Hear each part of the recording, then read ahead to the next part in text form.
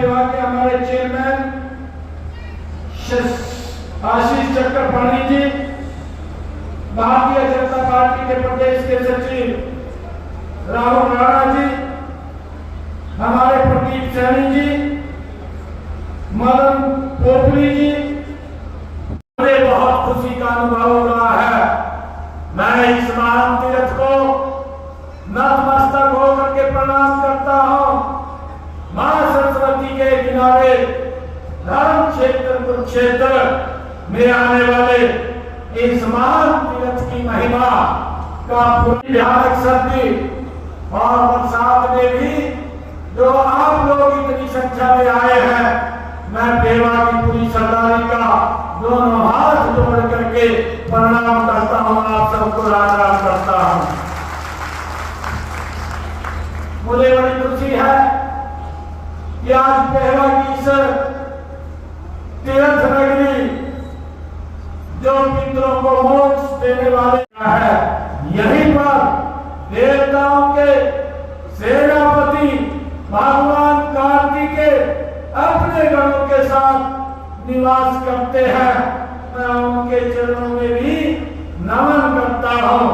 मुझे आज गर्व हो रहा है कि मैं आज इस पावन भूमि पर एक विशाल रैली में आए हुए सभी बुजुर्गों, माताओं, बहनों और युवा साथियों का हार्दिक अभिनंदन और धन्यवाद करता हूँ।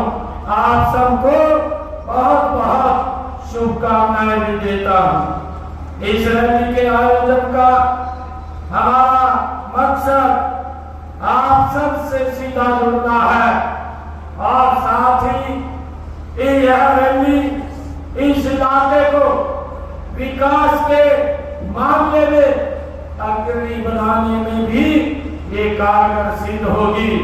आज मुझे खुशी है कि आज इस रैली में आज यहाँ पर मैंने पेवा के विकास के लिए 28 करोड़ 62 लाख रुपए की लागत से 4 परियोजनाओं का उद्घाटन व शिलान्यास किया है।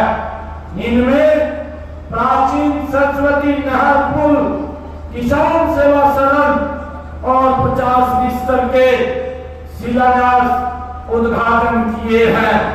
इसका लाभ यहाँ के क्षेत्र के लोगों को वो मिलेगा कि हमारी सरकार की सोच है सबका साथ, सबका विकास और सबका विश्वास, सबके प्रयास से हम मजबूती से आगे बढ़ रहे हैं। हम माननीय प्रधानमंत्री नरेंद्र मोदी जी के सबका साथ, सबका विकास विजन के अनुरूप तथा हरियाणवी एक के भावना से हम पूरे हरियाणा प्रदेश का समान रूप से विकास कर रहे हैं। हम यह नहीं देखते कि हमारा यहाँ से विधायक है या विपक्ष का विधायक है।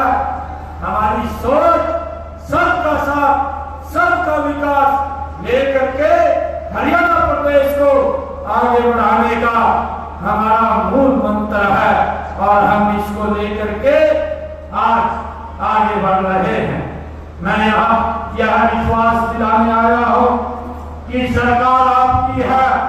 हमारा उद्देश्य सिर्फ एक है कि हर क्षेत्र का विकास और हर नागरिक का उत्थान हो।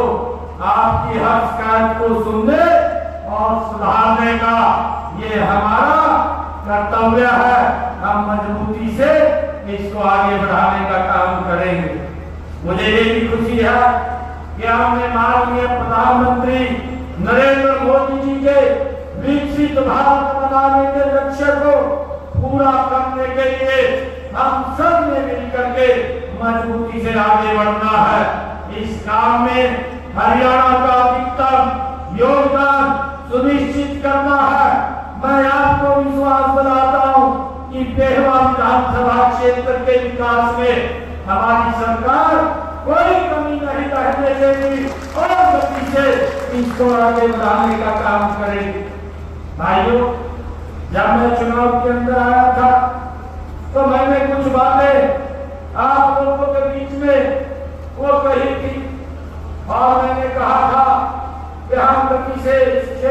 का विकास करेंगे।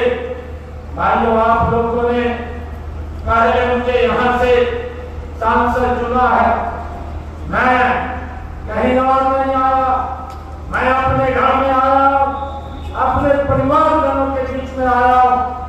परंतु भाइयों, हमारे यहाँ पर हम देखते हैं कि जो विपक्ष के लोग हैं वो इस प्रकार की बातें करते थे कि क्या काम किया है, 10 वर्ष का हिसाब दे।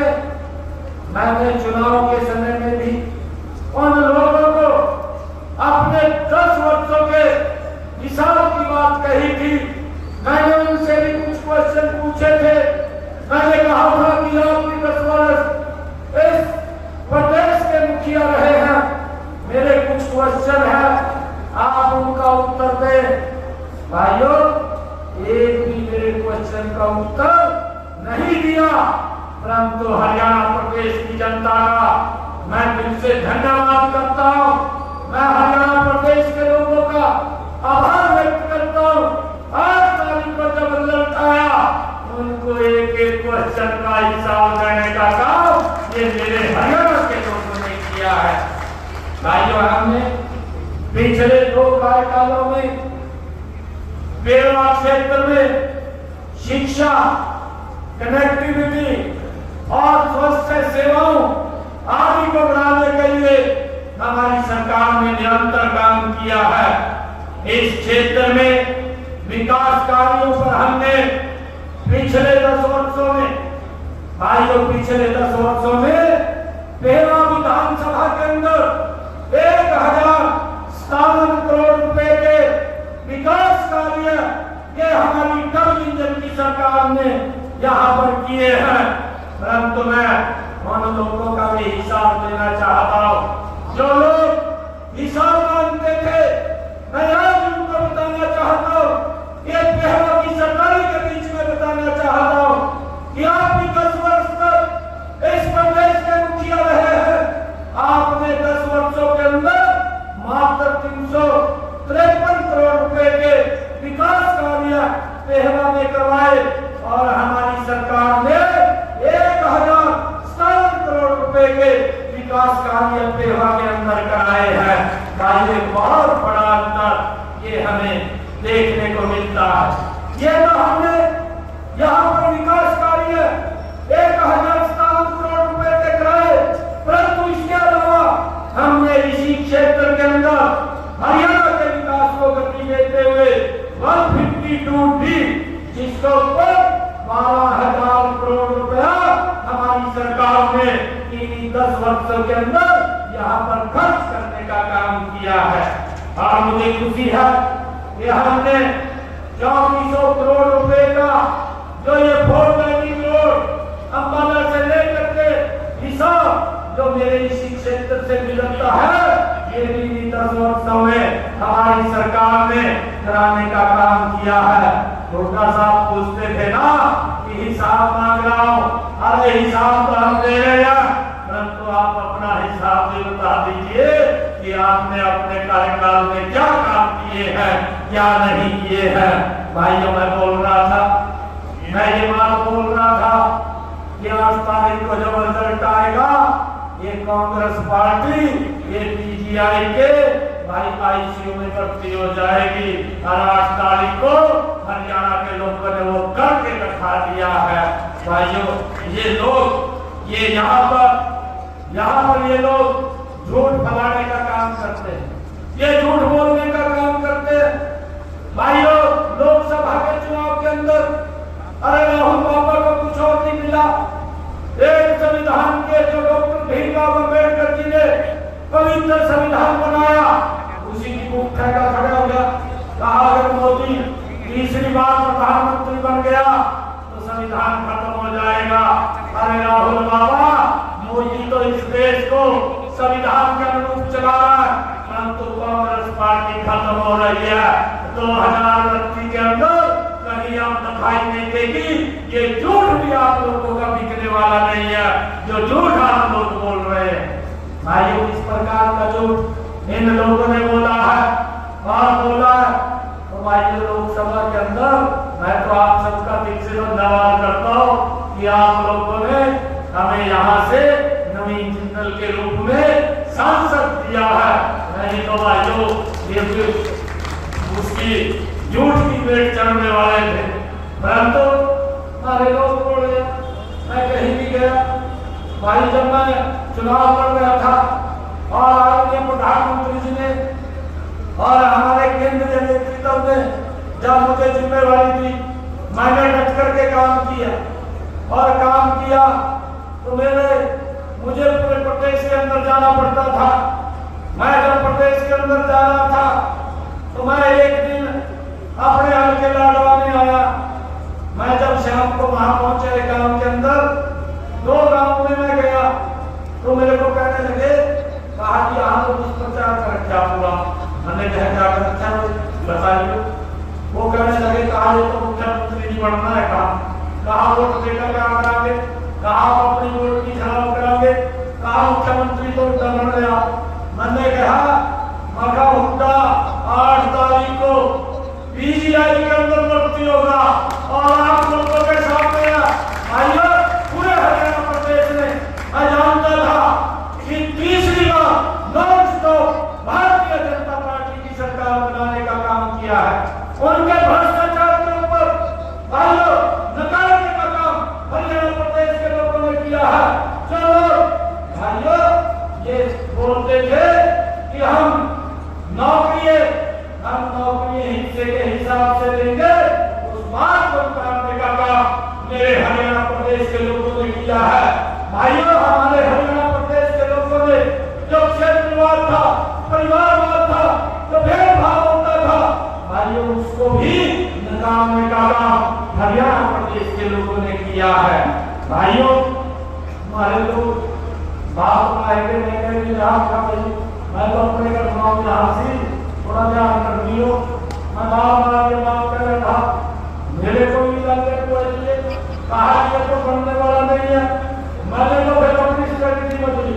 एक पता नहीं डी शर्मा ने और हमारे सुभाष कंसाना ने या सूरज ने अपनी स्ट्रेटेजी भी बदली होगी। इन्होंने प्रदेश में नहीं जाना होता था, मैं तो सुबह 7 बजे उठता, 7 बजे उठ करके गाँव में जाता और फिर शाम को आकर के रात के 1 बजे तक गाँव में रहता। फिर मुझे कहने लगे लालबाग के लोग कि आपको यहाँ आने की आवश्यकता नहीं है, आप पूरे प्रदेश के अंदर जाइए, यहाँ से कमल का फूल खिला करके हम चंडीगढ़ में भेजेंगे। भाइयों, मैं लालबाग के लोगों का दिल से धन्यवाद करता हूँ कि उन्होंने कमल का फूल खिलाया और तीसरी बार non stop Bharatiya Janata party की सरकार हरियाणा के अंदर बनी है। आप सबका मैं दिल से बहुत बहुत धन्यवाद करता हूँ। भाइयों, लोग तो बोलते हैं, मैं जब घोषणा कर रहा था, नाम कामों को भी लागू कर रहा था, परंतु कांग्रेस के लोग बोल रहे थे कि ये तो घोषणा कर रहा। मैं अब कांग्रेस के लोगों को बताना चाहता हूँ कि हमने कहा था 8 तारीख के बाद जो डायलिसिस के पेशेंट है, जो किडनी के पेशेंट है, जिनको डायलिसिस कराना पड़ता था, हर महीने 25,000 रुपए खर्च होता था, मैंने कहा था कि 8 तारीख के बाद हरियाणा सरकार सरकारी हॉस्पिटल के अंदर, किसी भी हॉस्पिटल के अंदर डायलिसिस का कोई पैसा नहीं लगेगा। 8 तारीख के बाद बंद हो गया है, किसी का कोई 5 पैसे नहीं लगता, ये हमने कहा था और भाइयों उसको पूरा किया है। मुझे ये भी खुशी है, हमने अपने संकल्प पत्र में कहा था कि जो हमारे पट्टेदार किसान है वो लंबे समय से भाइयों खेती करते थे, परंतु भूमि उनके नाम नहीं थी। हमने कैबिनेट के अंदर लेकर के आए और अभी मैं विधानसभा के अंदर भी लेकर के आया और विधानसभा के अंदर हमने निर्णय किया कि जो पट्टेदार किसान है उन किसानों के नाम, जिनके 20 साल से ज्यादा जमीन को प्रकाश कर रहे हैं, ऐसे सब किसानों को कलेक्टर रेट दे करके उनको मालिकाना हक देने का काम ये हमारी सरकार ने किया है, जिसका लाभ मेरे यहाँ पर बहुत बड़े लोगों को मिल रहा है।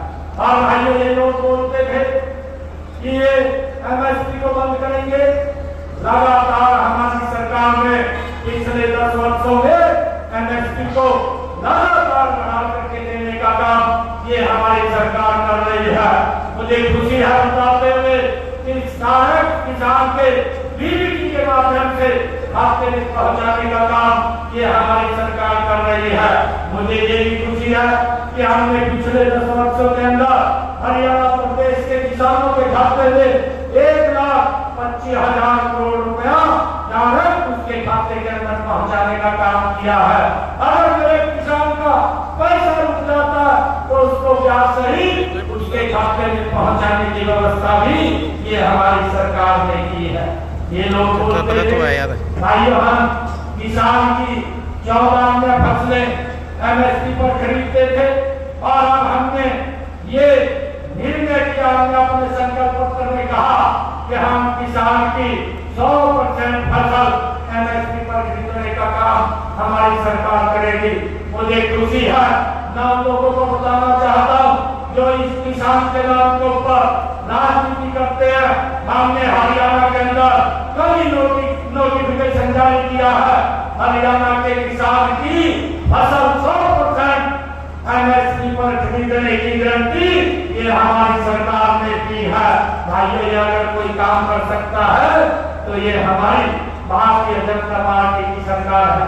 ये लोग तो भाइयों लोगों को बदला करके उनको झूठ बोल करके उनको बदलाने का काम करते हैं। भाइयों हमने ये भी निर्णय किया कि जो हमारे किसान अभी बरसात कम हुई थी और उस बरसात के कारण किसानों के खर्चे ज्यादा हुए थे, हमने ये निर्णय किया था कि किसान के खाते के अंदर प्रति एकड़ 2,000 रुपए पहुंचाने का काम हमारी सरकार करेगी। 825 करोड़ रुपया हमारी सरकार ने किसान के खाते के अंदर पहुंचाने का काम ये किया है। मुझे ये भी खुशी है, हमने किसान को भावांतर भरपाई वो भी देने का काम किया है।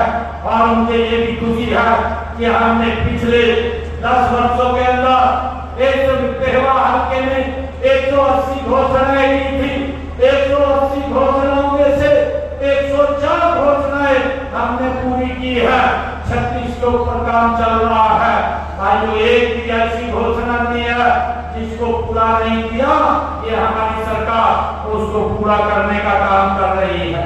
भाइयों मुझे खुशी है कि हमने इसी विधानसभा क्षेत्र के अंदर सरस्वती खेड़ा भटमाजरा में 50 स्तरीय अस्पताल का निर्माण ये 30 करोड़ रुपए की लागत से किया है। पेहवा में 8 MLT के STP लगाने का काम 14 करोड़ 35 लाख रुपए की लागत से ये हमने किया है। नरवाड़ा बनारस से सरस्वती जिला पेहवा तक 8 करोड़ 36 लाख रुपए की लागत से पाइपलाइन बिछाई गई है। मेन पेहवा चौक के पास शॉपिंग कॉम्प्लेक्स का निर्माण 7 करोड़ 40 लाख रुपए की लागत से हमने यहाँ पर किया है। किसान हित की हमारी जो नीति है, लगातार किसानों के हित में जो हमने फैसले लिए हैं, उन फैसलों से किसानों को डायरेक्ट लाभ पहुंचाने का हमारी सरकार काम कर रही है।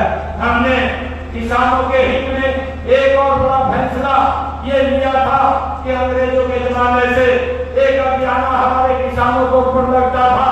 133 करोड़ रुपया उसका बकाया था। उस 133 करोड़ रुपए को भी हमने पूरे को माफ किया और अभियान को जड़ से समाप्त किया ताकि आगे हमारे किसानों के ऊपर ये अभियान न लगे। और भाइयों बहनों मैं आज आप लोगों को एक और बात ये बताना चाहूंगा कि हमारी सरकार ने ये भी निर्णय किया कि जिन लोगों के मकान पंचायत भूमि के ऊपर बने हुए थे और उनके ऊपर एक कोर्ट की तलवार लटकी रहती थी, कोई शिकायत कर देता था, शिकायत करता था तो उसका मकान गिरने के आदेश आ जाते थे।